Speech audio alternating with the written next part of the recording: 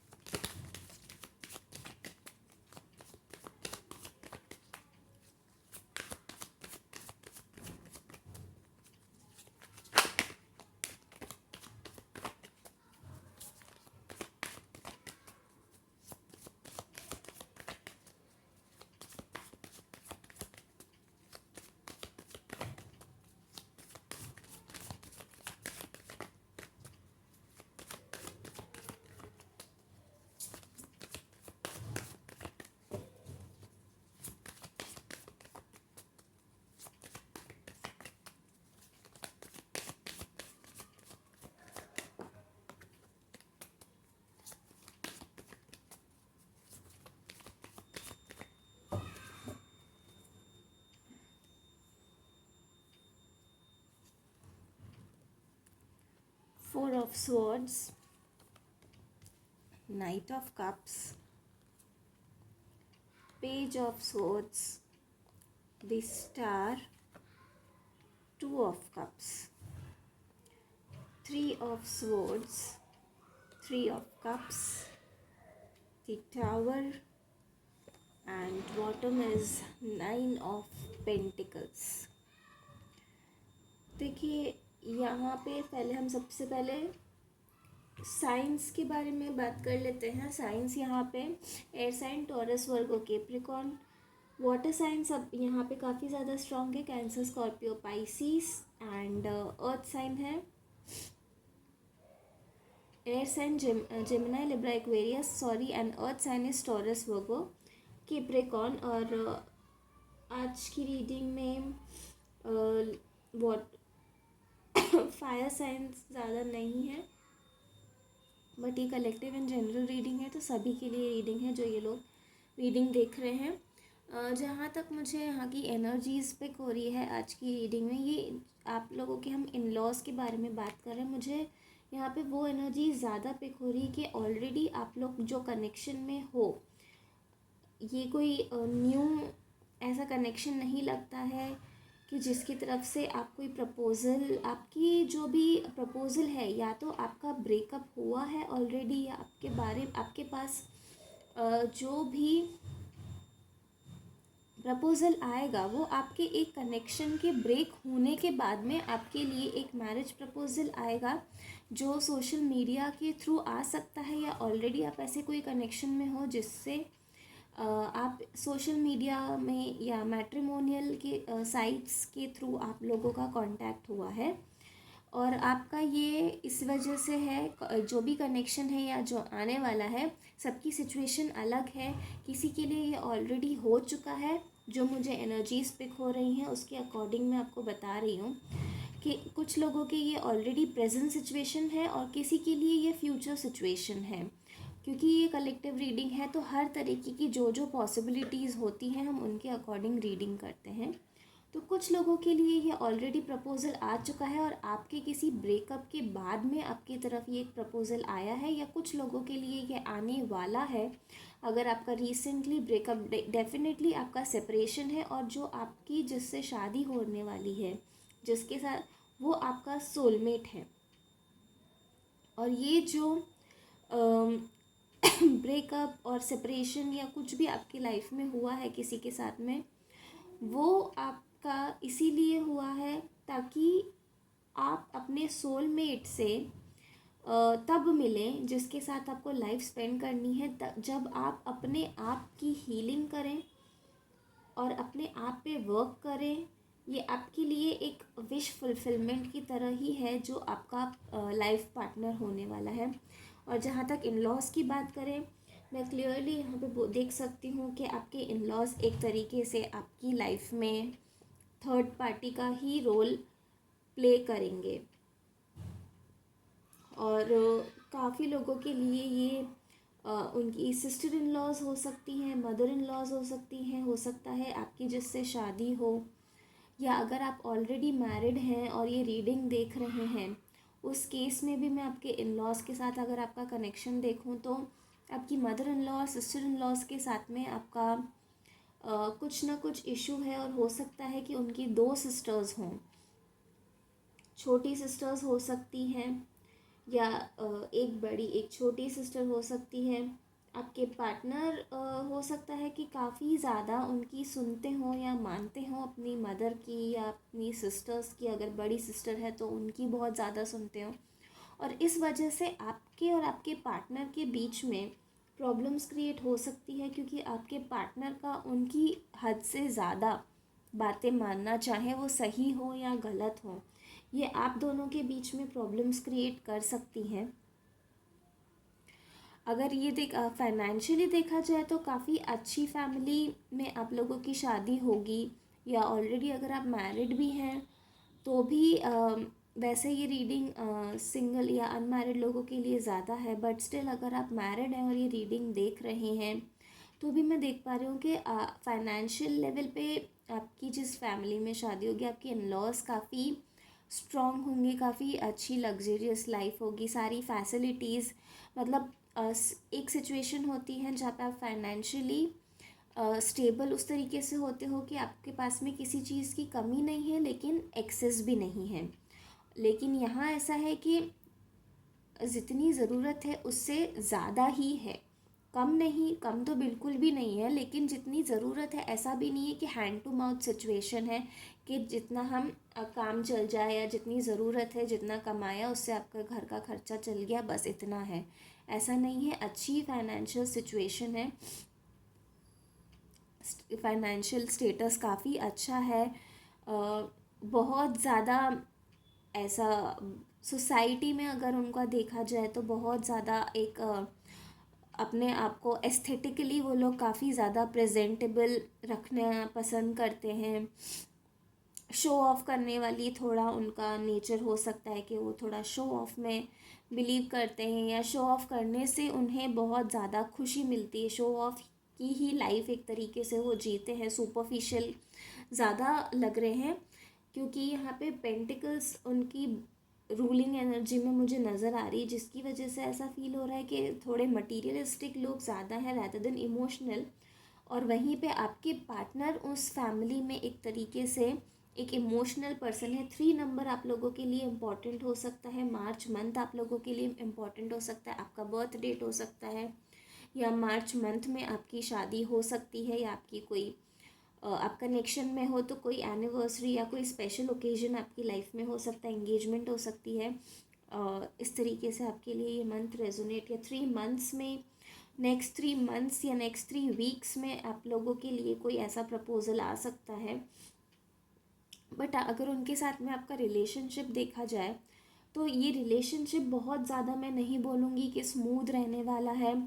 जो फाउंडेशन होगी इस रिलेशनशिप की बहुत ज़्यादा मुझे वीक दिख रही है। ये आपकी फ़ॉल्ट मैं नहीं बोल सकती कि आपकी फ़ॉल्ट होगी, आप एफ़र्ट्स नहीं करोगे, बट जो फैमिली, आपके जो इन लॉज़ हैं, उन लोगों का बिहेवियर या नेचर या कुछ भी हो सकता है, ट्रेडिशनल डिफरेंस या किसी भी चीज़ का डिफरेंस हो सकता है, जिसे आपको अडेप्ट करने में या उन लोगों को आपको एक्सेप्ट करने में डिफ़िकल्टी हो, जिसकी वजह से आप लोगों के बीच में क्लैशेस तो मुझे यहाँ दिख रहे हैं कि होंगे। और ये थोड़ी प्लॉटिंग आपकी इन लॉज की साइड से ही ज़्यादा है, जिसकी वजह से आपको अगर इन चीज़ों में अगर बैलेंस मेंटेन करना है तो आपके लिए ये एक रीडिंग, अगर आपकी शादी नहीं हुई है तो ये अभी से आपके लिए एक एडवाइस या गाइडेंस की तरह आप ले सकते हैं कि पहले से ही आप अपनी इनर वर्क और हीलिंग और स्पिरिचुअलिटी पे इतना ज़्यादा ध्यान दें कि जो प्रॉब्लम्स हैं उनको किस तरीके से डील करना है, वो सिचुएशन आप वो पहले से ही सीख जाएं, ताकि बाद में जाके आपको प्रॉब्लम नहीं हो। क्योंकि मैं ये नहीं कह सकती कि बहुत ही अच्छा हैप्पी फैमिली, बहुत खुशहाल सब लोग, ये सारी चीज़ें होंगी, लेकिन ये तब होंगी जब आप थोड़ा अपने आप पे फोकस करेंगे, हीलिंग करेंगे अपनी। ऑलरेडी आपका जो ब्लॉकेजेस हैं पास्ट को लेकर भी आप उन्हें क्लियर करेंगे, तो आप अपनी फ्यूचर के लिए थोड़े और बैलेंस्ड रह सकेंगे, और उसी वजह से आप उन सिचुएशन को बेटर स्टेट ऑफ माइंड में टैकल करना सीख पाएंगे। क्योंकि यहाँ पे मुझे आपकी सिचुएशन ऐसी लग रही है कि इन सब चीज़ों की वजह से आप एक तरीके से बहुत ज़्यादा पॉज या रेस्ट की पोजीशन में दिख रहे हो। रिकवरी आपके लिए बहुत मुश्किल नज़र आ रही है, अपने पास्ट की वजह से भी आप ऑलरेडी ट्रॉमा में है। और फिर अगर आपकी लाइफ में अगर इन लॉज इस तरीके के आ जाते हैं तो वो आपके लिए ज़्यादा पेनफुल सिचुएशन हो जाएगी। मेंटली, फिज़िकली तो होगी, क्योंकि मेंटली अगर आप हेल्दी नहीं हो तो वो आपकी हेल्थ ज़रूर ऑटोमेटिकली अफेक्ट करेगा ही। हेल्थ इश्यूज़ हो सकता है कि आपके इन लॉज में किसी को हेल्थ इश्यूज़ हो सकते हैं, फादर इन लॉ या मदर इन लॉ को ऐसा कोई प्रॉब्लम हो सकता है जिसकी वजह से वो लंबे टाइम तक बेड रिडन रहे हों या रहने वाले हों।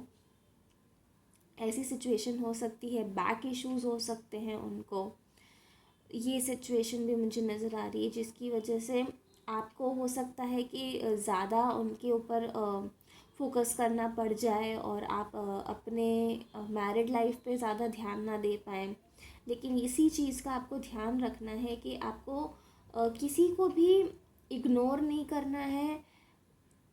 अगर आप एक जने की तरफ ध्यान ज़्यादा दे भी रहे हो, अगर किसी को आपकी ज़्यादा ज़रूरत है तो आप उन पर ध्यान दो, लेकिन उसके लिए आप किसी और को बिल्कुल अगर आप इग्नोर कर दोगे तो वो चीज़ फिर आप लोगों के रिलेशनशिप में डिफ़िकल्टी क्रिएट कर सकती है। क्योंकि आप दोनों में तो आपस में बहुत अच्छा प्यार वगैरह सब कुछ नज़र आ रहा है। जितना आप अपने हस्बैंड से प्यार करोगे, आपके हस्बैंड भी उतना ही आपसे प्यार करेंगे, लेकिन ये म्यूचुअल एक्सचेंज तभी होगा जब आप भी उतना ही एफ़र्ट्स करोगे, तो ही वो आपको रिटर्न में मिलेगा। अगर आप कहीं पे वीक हुए, किसी भी वजह से आपने ध्यान डाइवर्ट किया, तो ये चीज़ें आपके लिए प्रॉब्लम क्रिएट कर सकती है। तो आपको इस चीज़ का ध्यान रखना है। और रेगुलरली अपने रिलेशनशिप को भी कैसे, हस्बैंड के साथ भी कैसे अलाइव रखना है, और अपने इन लॉज के साथ भी कैसे अलाइव रखना है, और कितना डिस्टेंस मेंटेन करना है। क्योंकि आपको जब ऑलरेडी पता चल चुका है तो आपको बाउंड्रीज सेट करनी होंगी, एक डिस्टेंस मेंटेन करना होगा। कम्युनिकेशन आपको अपने पार्टनर और अपने इन लॉज के साथ में क्लियर रखना होगा, जिसकी वजह से कोई मिसअंडरस्टैंडिंग के मिनिमम चांसेस आपको क्रिएट करने होंगे। क्योंकि यहाँ पे मुझे दिख रहा है कि 3 लेडीज़ यहाँ पे बहुत ही ज़्यादा स्ट्रॉन्ग एक ग्रुप नज़र आ रहा है, 3 फीमेल एनर्जीज़ का, जो साथ में कुछ प्लानिंग प्लॉटिंग करते हुए नज़र आ रही हैं, और जिसकी वजह से आप कहीं ना कहीं मुझे सफ़र करते हुए या आपका कनेक्शन सफ़र कर सकता है, तो आपको ये चीज़ें इवेंचुअली एक्सपोज होंगी। उन लोगों में भी ये चीज़ें आपस में उन्होंने जो भी अगर वो कर जब भी करते हैं या ऑलरेडी कर चुके हैं तो ये चीज़ें एक्सपोज ज़रूर होंगी। लेकिन उससे पहले आपको अपने आप को कैसे प्रोटेक्ट करना है, अपने कनेक्शन को कैसे प्रोटेक्ट करना है, ये आपको सीखना होगा। और आपको सिर्फ आउटर आपके साथ में जो बिहेवियर है सिर्फ उस पर ब्लाइंडली ट्रस्ट नहीं करके, अपना विजडम यूज़ करके अच्छी तरीके से कैसे कौन बिहेव कर रहा है, किस तरीके से चीज़ें मैनिपुलेट करने की कोशिश कर रहा है या क्या कर रहे हैं, उस चीज़ का भी आपको ध्यान रखने की ज़रूरत है। सो ये थी आज की रीडिंग। अगर आपके साथ में रेजोनेट होती है तो please let me know in the comment box. And for personal readings please WhatsApp and the WhatsApp number पे आप बुक कर सकते हैं। डिस्क्रिप्शन बॉक्स में आपको मिल जाएगा व्हाट्सएप नंबर। इंस्टाग्राम पे भी आप फॉलो कर सकते हैं, वो भी आपको डिस्क्रिप्शन बॉक्स में मिल जाएगा। Please like and subscribe the channel. Thank you so much. Om Sai Ram.